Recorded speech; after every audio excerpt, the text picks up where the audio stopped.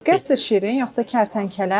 Kərtənkələ İranda çəkilsə də Azərbaycan dilindədir. Tövsiyə edirəm izləməyi. Ona görə kərtənkələ. Kərtənkələ yoxsa sərxoş atlar zamanı? Sərxoş atlar zamanı gözəl bir filmdir. Sərxoş atlar zamanı. Sərxoş atlar zamanı yoxsa Cənnətin uşaqları? Cənnətin uşaqları səhv eləmirəmsə ilk Oskar qazanan İran filmidir, amma səhv eləmiş də ola bilərəm. Cənnətin uşaqlarını seçirəm. Cənnətin uşaqları yoxsa Elli haqqında? Elli haqqında da gözəl filmdir, amma Cənnətin uşaqları. Cənnətin uşaqları yoxsa Burada şeytan yoxdur? Burada şeytan yoxdur. İranda olan edam hökmü ilə bağlıdır və orada edam hökmünü həyata keçirən insanlar barəsində və onların həyatlarının necə kəsişdiyi barədədir. Düzdür, belə çox bəyənənlər olmuşdu, amma mən bəyənmirəm. Ona görə Cənnətin uşaqları.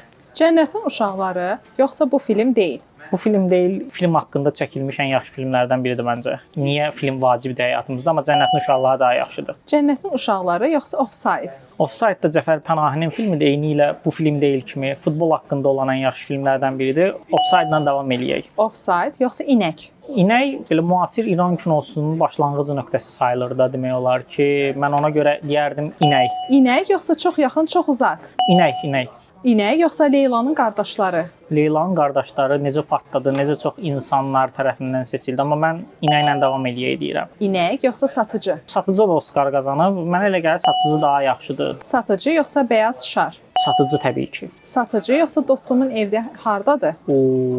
Abbas Kiarostaminin bəlkə də ən yaxşı filmlərindən, ilk 3 filmindən biridir. Dostumun evi hardadır.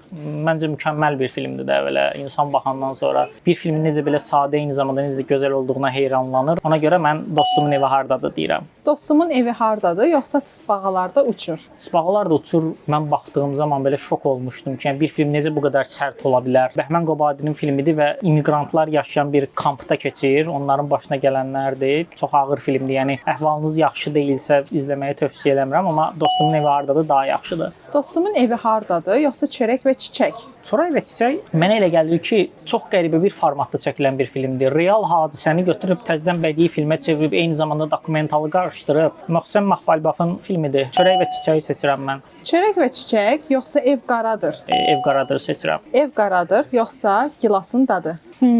İki belə İran kinosunun şahəsəridir bu filmlər. Həm Ev qaradır, həm Gilasın dadı. Amma Gilasın dadına baxandan sonra insan belə bunu başa düşür ki, yaşamaq necə də gözəldir. Yəni bütün çətinliklərə baxmayaraq yaşamaq lazımdır. Həyatda yol tapmaq lazımdır və davam eləmək lazımdır. Ona görə Gilasın dadı. Məndən bu qədər. Əla, tamaşaçılarımız da öz fikirlərini, öz düşüncələrini yazsınlar, bölüşsünlər. Sizin də favorit İran filminiz varsa mütləq bizi ilə bölüşün. Özünüzə yaxşı baxın.